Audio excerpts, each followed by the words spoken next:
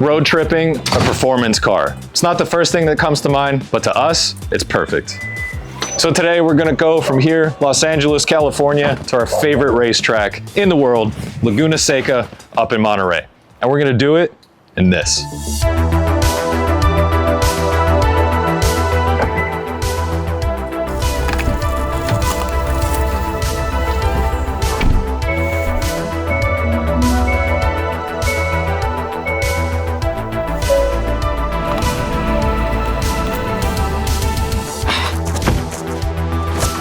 What up? What up? Laguna Seca bound. That's right.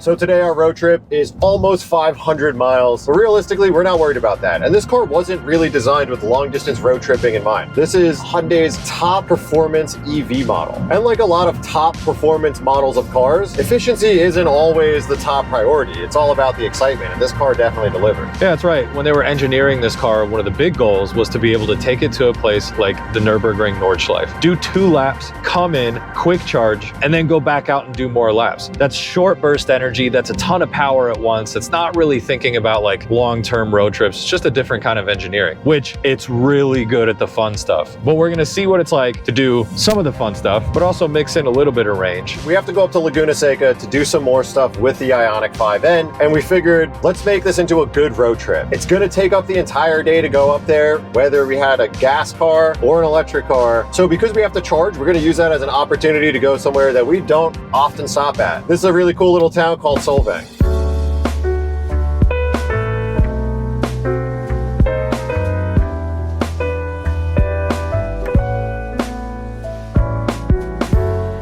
This town, Solvang, was established in 1911 by a bunch of Danish immigrants because they wanted to preserve the Danish culture. So in the 1930s, they started building all these crazy looking Danish medieval style buildings. And that's why it has such a unique look. And you know what? This old world European feel kind of brings me back to when we went to the 24 hours of Nürburgring, had some currywursts, and I think there is a sausage garden here. So we're gonna grab some food while the cars charge and then head on back out.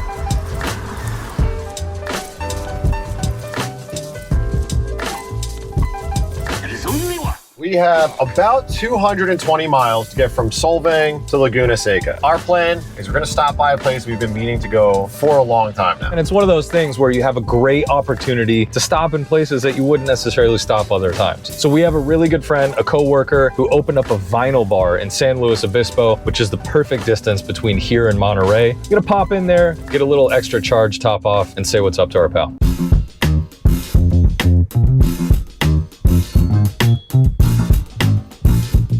San Luis Obispo, great little town while heading up the coast. Kind of a halfway point between Solvang and Monterey, so we're gonna use it as a top off. And it's a perfect opportunity for us to check out a brand new spot that our friend and old coworker opened up. We're gonna head inside and see it.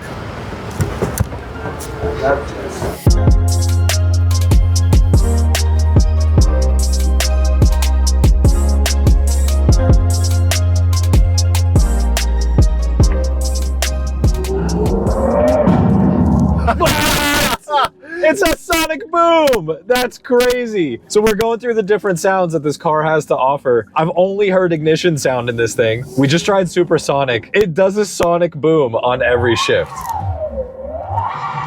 That's nuts. I guess it's kind of cool to be able to like change the sound in case you're not into one. So I think there's a couple on the screen here. So we have Supersonic Evolution, which sort of sounds like playing Excite Bike. Either that or like it reminds me of like a 2-stroke dirt bike. And then you have regular ignition, which sounds like, oh, it's got the little backfire. I think this is supposed to sound a lot like the engine that comes in the Anatra, and Supersonic is crazy. I did not listen to this sonic boom. Yeah. And I'm using the active gear selectors. This car has 2 modes, and I can't really decide which one I prefer. That sonic boom is nuts. There's one that emulates like a dual clutch transmission, and it has shift points. So it feels a lot like an internal combustion car with a transmission, but then you could switch modes and put it in more like quiet EV, and this is where it only has one gear. The gears are kind of a situational thing. If I'm in the canyons and I kind of want to experience corner by corner, some gear shifting, I would probably leave the gearing on. If I'm doing a track day, that instant torque, not thinking about what gear you have to be in at all, corner exit the second you want it, it's really nice to have on a racetrack. I really enjoy the no gears aspect of it just because it feels really unique, and I think that a car like this that's so focused on performance and is EV, I don't really want to pretend it's the old thing anymore. So for me, I like just driving it with no gear, no sound. That to me is the experience of an EV. Yeah. But I appreciate like the other features of it. It could make it a lot more fun and natural.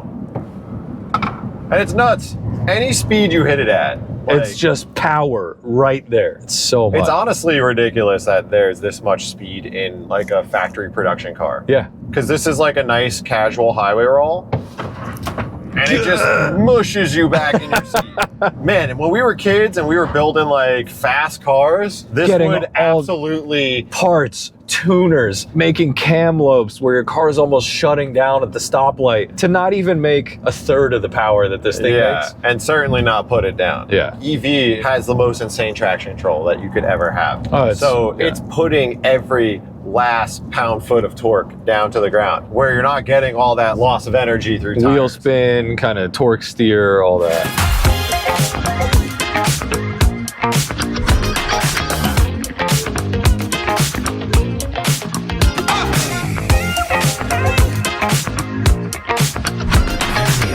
We made it here to Laguna Seca, and this is one of the best circuits in all of North America. Hyundai's a big part of this track. They get to kind of treat it like their playground. And this track is super unique, not just because of the race course layout or anything. You have tons of elevation change. You have really unique surroundings. It's definitely not as hot as anything in Southern California. It's just a gorgeous place to be. This track is super unique in California because it's located just 2 miles from the coast of Monterey, which is a really affluent, expensive area in California. And it was built back in 1957. It's a 2.2 mile circuit with over 180 feet of elevation, which is pretty nuts. If you've watched this on TV or played it in video games, you don't really feel that until you're out on track. The hill leading up to the corkscrew and at the top of the corkscrew looking down is insane. It's big commit. Such a it's big a big commit. Change. Yeah, big commit corner. And this place has hosted a ton of legendary race series, anything from IndyCar, IMSA, American Le Mans, MotoGP, and countless other ones. So we got a lot more coming up with these cars, so make sure to subscribe to the channel, tune in for future episodes. Let's get this thing out on track.